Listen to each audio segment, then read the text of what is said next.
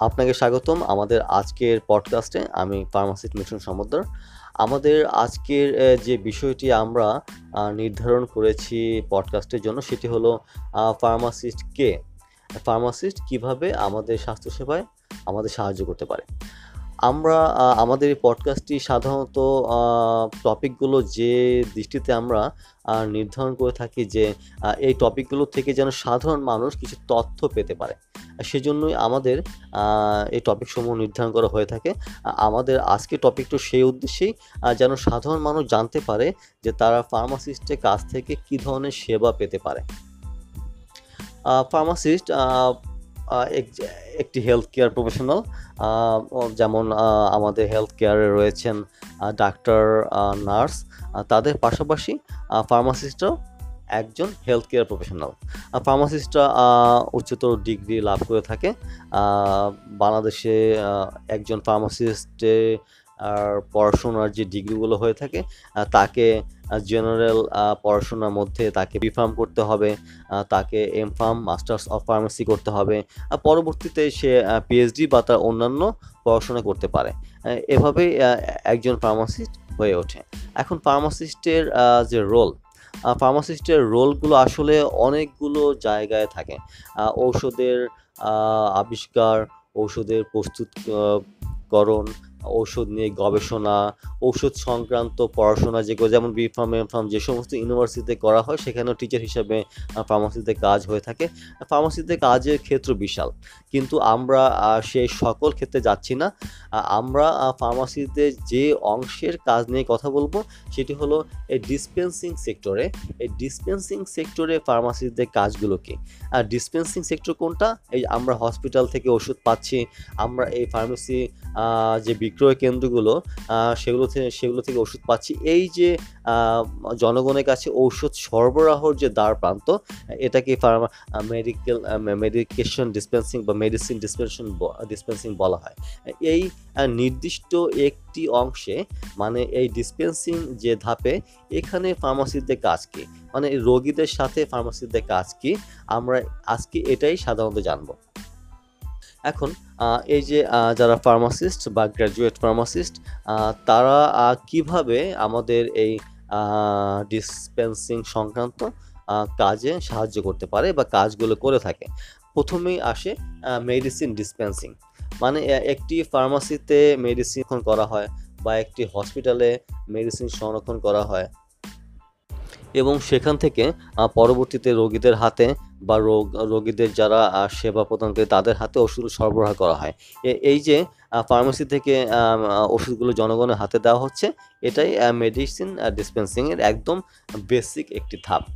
এছাড়াও ফার্মাসিস্টরা ফার্মাসিগুলোতে যে সেবাগুলো দিতে পারেন, যেমন আপনি যখন একটি প্রেসক্রিপশন নিয়ে যাচ্ছেন, সেই প্রেসক্রিপশনটা দেখা, প্রেসক্রিপশনটা পড়ে আপনাকে বুঝানো, প্রেসক্রিপশনে ডাক্তার বা চিকিৎসক আপনাকে কী কী উপদেশ দিয়েছে, কী কী ওষুধ দিয়েছে, সেইগুলো আপনাকে ফার্মাসিস্টরা বুঝিয়ে দিতে পারবে।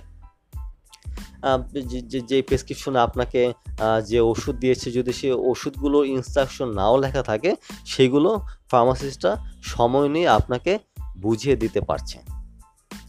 তারপরে যে কাজটা ফার্মাসিস্টরা করে থাকে তা হলো মেডিকেশন কাউন্সেলিং। আসলে একটি ঔষধ গ্রহণের পূর্বে এবং পরে অনেক ধরনের ঘটনা ঘটে থাকে, সেগুলো সম্বন্ধে আপনাকে জানানো, তারপর ওষুধটি সেবন করার পরে কোনো সাইড এফেক্ট হচ্ছে কি না, বা এটি সেবনের সাথে অন্য কোনো ওষুধ আপনি খেতে পারবেন কি না, বা কোন ওষুধ খাচ্ছেন, কোনটা করবেন না, এ সমস্ত জিনিসগুলো নিয়ে আপনাকে ফার্মাসিস্টরা বিস্তারিতভাবে বলে দিতে পারবে। আমাদের অবশ্যই মাথায় রাখা উচিত যে ঔষধ একটি সেনসিটিভ পণ্য এবং এটি সেবনের ক্ষেত্রে অনেক সাবধানতা আমাদের রাখতে হয়। আসলে বর্তমানে আমাদের দেশে বেশিরভাগ লোক এই ব্যাপারগুলো নিয়ে অতটা মাথা ঘামান না, কিন্তু এটা দরকার। কারণ ঔষধ আপনি ব্যবহার করছেন সুস্থ হওয়ার জন্য, কিন্তু এই ঔষধ খেয়ে যদি আপনি অসুস্থ হয়ে যান, সেটা অবশ্যই কারো কাম্য নয়। তাই এই ঔষধ সংক্রান্ত বিভিন্ন জটিলতা থেকে মুক্তি পেতে বা সাবধান থাকতে যে তথ্যগুলো আপনাকে দেওয়া যেতে পারে, সেসব একজন ফার্মাসিস্ট এই মেডিকেশন কাউন্সেলিং ধাপে আপনাকে দিতে পারেন। তারপর যে কাজটা করে থাকেন ফার্মাসিস্টরা, যেমন বলা যায় মেডিকেশন ম্যানেজমেন্ট। এখন একজন পেশেন্ট তার সম্পূর্ণ যে মেডিসিন সে কি নিচ্ছে, তার আমি কিন্তু চেষ্টা করছি এই তথ্যগুলো একদম সহজভাবে আপনাদের সামনে দিতে। আমি কোনো টেকনিক্যাল বা ভারী কোনো শব্দ ব্যবহার করতে চাচ্ছি না। যেটা বলছিলাম, এই যে একজন রোগী তার সম্পূর্ণ তার সবগুলো ঔষধ ম্যানেজ করে দেওয়া, মানে কি সে কখন কোনটা নিবে, কোনটার সাথে কোনটা নিবে না, কোন ওষুধটার কোনো স্পেশাল কোনো পরামর্শ আছে কি না, যেন কোনো ওষুধ সে বারবার মানে একের অধিকবার সে খেয়ে না ফেলে, বা কোনো ওষুধ যেন সে মিস করে না ফেলে। এই সমস্ত যে টোটাল যে ব্যবস্থাটা, এটাও ফার্মাসিস্টরা বুঝিয়ে দিতে পারে একজন রোগীকে, বা লিখে দিতে পারে একজন রোগীকে। এটা কি মেডিকেশন ম্যানেজমেন্ট বলা হচ্ছে। তারপর যেটা আসে ফার্মাসিস্টদের খুব বড় একটি কাজ, যেমন পেশেন্ট এডুকেশন।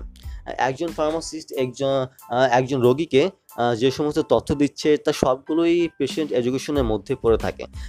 এছাড়াও রয়েছে রোগীকে তার স্বাস্থ্য ভালো রাখতে, তার রোগ থেকে মুক্তি পেতে, এবং রোগ যেন না হয় সে সমস্ত ব্যাপার, এবং সাথে সাথে তার লাইফস্টাইল গুলো ভালো রাখতে কি করতে পারে, এই যে বিশাল কিছু সাবজেক্টগুলো রয়েছে, এই সমস্ত ব্যাপারে একজন ফার্মাসিস্ট তার রোগীকে কিছু পরামর্শ দিতে পারে বা জ্ঞান দিতে পারে। কখনো হতে পারে ছোট ছোট কোনো তথ্যের মাধ্যমে, কখনো হতে পারে কোনো গল্পের মাধ্যমে, বা কখনো রোগীকে অবশ্যই তার কিছু ভয় দেখানো দরকার। ভয়টা কি, যেমন আপনি যদি এভাবে না চলেন বা এটা হবে, আপনি যদি সিগারেটটা না ছাড়তে পারেন আপনার স্ট্রোক হবে। এই যে কিছু তথ্য ডাইরেক্টলি রোগীকে দেওয়া যেতে পারে। এই সমস্ত তথ্যগুলো দিয়ে একজন রোগীকে ফার্মাসিস্টরা এডুকেট করতে পারে তার নিজের স্বাস্থ্য সম্পর্কে। এটাকেই পেশেন্ট এডুকেশন বলে। আমাদের দেশে বর্তমানে এই পেশেন্ট এডুকেশনের ক্ষেত্র খুবই কম, কারণ আমাদের দেশে ফার্মাসিগুলো এখনও ওইভাবে গড়ে ওঠেনি। অনেকগুলো ফার্মাসি চেষ্টা করছে, অনেকগুলো হসপিটাল ফার্মাসি চেষ্টা করছে, কিন্তু এখনও এভাবে হয়নি। কিন্তু এই প্রক্রিয়ার কোনো বিকল্প নেই। যদি আপনাকে নিরাপদ জীবনধারায় থাকতে হয়, নিরাপদভাবে ঔষধ সেবন করতে হয়, তাহলে আপনাকে এই ঔষধ সরবরাহ প্রক্রিয়াটা অবশ্যই উন্নত বিশ্বের মতো করতে হবে, যার কোনো বিকল্প নেই। তাই আজ হয়তো নেই, কিন্তু আগামীতে হবে। তখন হয়তোবা এই ফার্মাসিস্টের এই কাজগুলো, যেমন পেশেন্ট এডুকেশন, খুবই গুরুত্বপূর্ণ হয়ে দাঁড়াবে একজন রোগীর জন্য। তাই এখন ফার্মাসিস্টদের কাজের প্রেশার কম। আপনি চাইলেই যে কোনো ফার্মাসিস্টের কাছে গিয়ে আপনার এই যে তথ্যগুলো আপনি চাচ্ছেন সেগুলো জেনে নিতে পারেন। এখন যে ধাপটি ফার্মাসিস্টদের থাকে, যেমন ড্রাগ ইনফরমেশনটা কি, যেমন পেশেন্ট এডুকেশনের মধ্যেই এটা পড়ে। ড্রাগ ইনফরমেশন কি, প্রত্যেকটি ড্রাগের কিছু নির্দিষ্ট তথ্য থাকে, যেটি হয়তো বা অন্যান্য রোগীর ক্ষেত্রে পড়ে বোঝাটা কিছুটা কঠিন হতে পারে। এই ব্যাপারটি ফার্মাসিস্ট আপনাকে হেল্প করতে পারে, যে ড্রাগের যে ইনফরমেশনগুলো, সেই ড্রাগটা আপনি কিভাবে খাচ্ছেন, ড্রাগ কিনা, বা এই ড্রাগটার কোন ডোজেসটা আপনাকে নিতে হবে, বা এই ড্রাগটার কোনো অ্যাডভার্স ইফেক্ট আছে কিনা, এই সমস্ত জিনিস কে ড্রাগ ইনফরমেশন বলা হয়। এই যে ইনফরমেশনগুলো, এইগুলো সোর্সিং করে ফার্মাসিস্টরা আপনাকে সহজ ভাষায় বুঝিয়ে বলতে পারে। তারপর ফার্মাসিস্টদের অন্যতম একটা গুরুত্বপূর্ণ কাজ, যেটা তাদের পেশার সাথে খুবই তারা দায়বদ্ধ এই কাজটায়, যেমন ফার্মাসি ম্যানেজমেন্ট। একটি ফার্মাসি তার যাবতীয় সব কিছু বলতে, এই ফার্মাসি অবশ্যই একটা হেলথ কেয়ার অর্গানাইজেশন, ছোট হোক বড় হোক। এখানে অপারেশনে কিছু ইস্যু থাকে, এখানে স্টাফদের ওয়ার্ক প্রসেস থাকে, স্টাফদের ট্রেনিং থাকে, এই ফার্মাসিটা চালানোর জন্য বাজেট দরকার, এই বাজেটগুলো থাকে, অ্যাকাউন্টসগুলো থাকে, এই সব কিন্তু ফার্মাসিস্টরা ম্যানেজ করতে পারে। এটাকে ফার্মাসি ম্যানেজমেন্ট বলে। আমাদের দেশে হয়তো আমরা ছোট ছোট একটি দোকান দেখি ফার্মাসি, কিন্তু আসলে ফার্মাসি বলতে উন্নত বিশ্বে এখন আর এরকম নেই।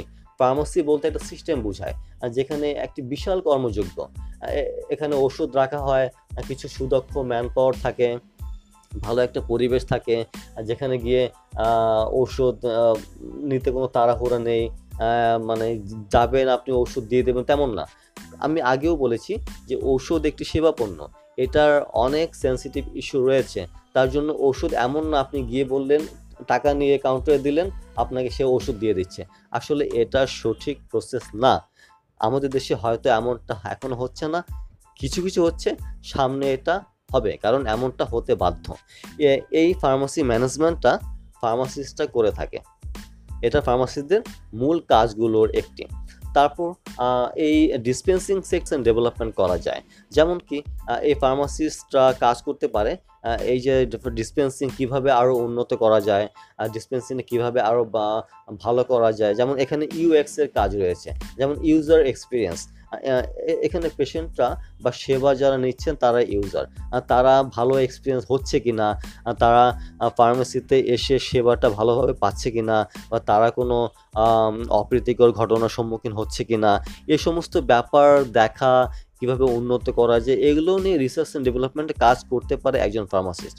এখনও আমাদের দেশে এটা হচ্ছে না, দুঃখজনক, কিন্তু আমি আশা রাখছি এবং আমাদের চেষ্টা আগামীতে বাংলাদেশের ফার্মাসি সেক্টরটা এমন হবে এবং যেখানে রোগীরা সব তথ্য পাবে, তারা সময় নিয়ে তাদের উপদেশ শুনতে পারবে, তাদের মনে যত প্রশ্ন আছে তারা সবগুলোর উত্তর পেতে পারবে একজন ফার্মাসিস্টের কাছ থেকে।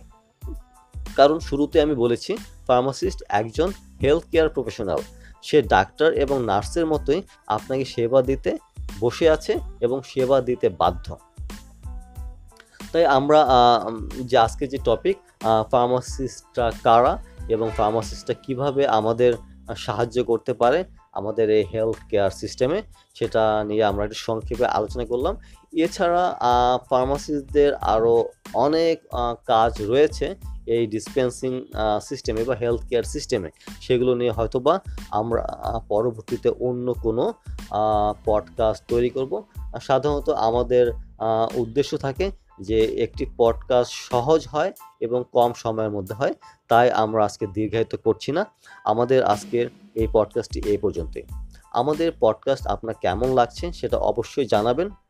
ধন্যবাদ, সাথে থাকবেন।